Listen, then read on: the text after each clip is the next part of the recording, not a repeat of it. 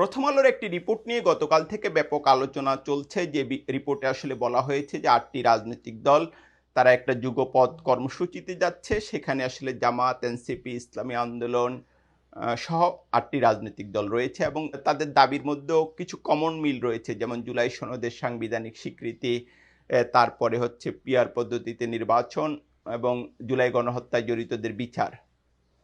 তা আমি যেটা দেখি যে এই রিপোর্টের পরই নানামুখী আলোচনা শুরু হয় এবং অনেকে এটা প্রশ্ন তুলতে থাকেন, এটা কি আসলে একটা নির্বাচনী জোটের দিকে যাচ্ছে কিনা কিংবা একটা নির্বাচনী জোটেরই আগাম ঘোষণা কিনা। এটা নিয়ে যখন নানামুখী আলোচনা চলছিল তখন এরই মধ্যে আমরা এনসিপির নেতা আরিফুল ইসলাম আদিবের একটা বিবৃতি দেখতে পাই, যেখানে তিনি উল্লেখ করেন যে এনসিপি যুগপৎ কর্মসূচিতে যাচ্ছে না। দৃশ্যত সেটা এবং ওই বিবৃতি এবং এনসিপি নেতাদের বিভিন্ন কয়েকটি লেখা পড়ে আমার যেটা ধারণা হয়েছে, তারা যেটা বলতে চান যে তারা সংসদের নিম্নকক্ষে এমনিতেই তো তারা পিআর পদ্ধতিতে চান না, তাহলে তারা আন্দোলনে কিভাবে যাবেন। এটা খুব ইন্টারেস্টিং একটা কথা, যা আমি এটা খেলাফত মজলিসের সংবাদ সম্মেলনের আমন্ত্রণ পত্রটা পড়ছিলাম, সেখানে তারা কিন্তু উল্লেখ করেছেন তারাও নিম্নকক্ষে পিআরের ব্যাপারে কিছু বলেননি, তারা উচ্চকক্ষে পিআর পদ্ধতিতে নির্বাচন চান। তো এটা স্পষ্ট যে আসলে পিআর পদ্ধতিতে নিম্নকক্ষ বা উচ্চকক্ষ এখানে মূল এজেন্ডা নয়। মূল বিষয়টা হচ্ছে যে একটা নির্বাচনী জোট গড়ে তোলার চেষ্টা, এবং এটা অনেক দিন ধরেই চলে আসছে। কিন্তু দৃশ্যত গতকাল এনসিপি সেই প্রক্রিয়া থেকে বের হয়ে গেল এবং আমি ব্যক্তিগতভাবে মনে করি, আমার যেসব সূত্রের খবর আছে, এতে আমার দৃঢ় বিশ্বাস যে উপদেষ্টা মাহফুজ আলমের এক্ষেত্রে একটা বড় ভূমিকা রয়েছে। এমনিতে আমি যদি দেখি যে এনসিপির অবস্থা বর্তমানে খুবই নাজুক, বিশেষ করে যেটা মনে করা হতো যে তরুণদের মধ্যেই তাদের সমর্থন বেশি এবং তরুণরাই তাদের ভিত্তি, এবং এটা মূলত ঢাকা বিশ্ববিদ্যালয় কেন্দ্রিক শিক্ষার্থী যারা জুলাই অভ্যুত্থানের অন্যতম মুখ, তাদেরকে নিয়ে গঠিত রাজনৈতিক দল। কিন্তু আমরা যেটা দেখি যে ডাকসুতে নির্বাচনে তারা খুবই বাজেভাবে হেরেছে, যেটা বলা যায় যে চতুর্থ পঞ্চম হয়েছেন তাদের গুরুত্বপূর্ণ প্রার্থীরা, এবং যাদের নিয়ে খুবই হাইপ ছিল।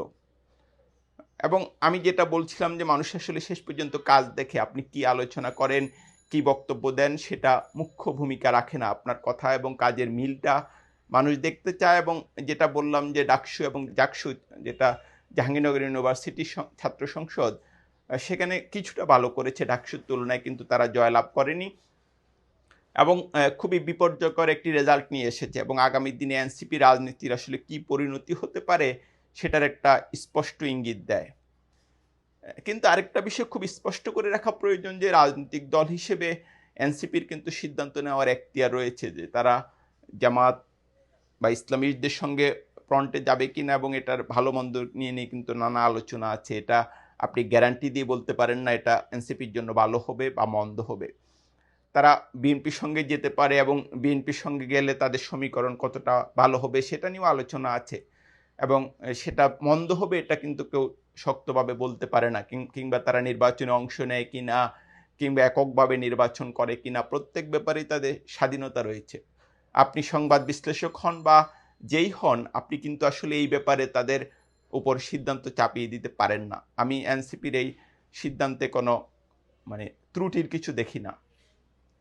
তবে একটা ইন্টারেস্টিং যে এনসিপির খুবই গুরুত্বপূর্ণ একজন নেতা আমাকে ৮-১০ দিন আগে বলছিলেন যে বিশেষ করে চীন সফরের আগে এনসিপি নেতাদের যে আলোচনাটা হয়েছিল রাজনৈতিক দলের সঙ্গে, আমি এটার ওই আলোচনার ধারাবাহিক কর্মসূচি মনে হচ্ছে আমার কাছে। সেই আলোচনাটা সূত্রপাত করেছিলেন এনসিপি নেতারা।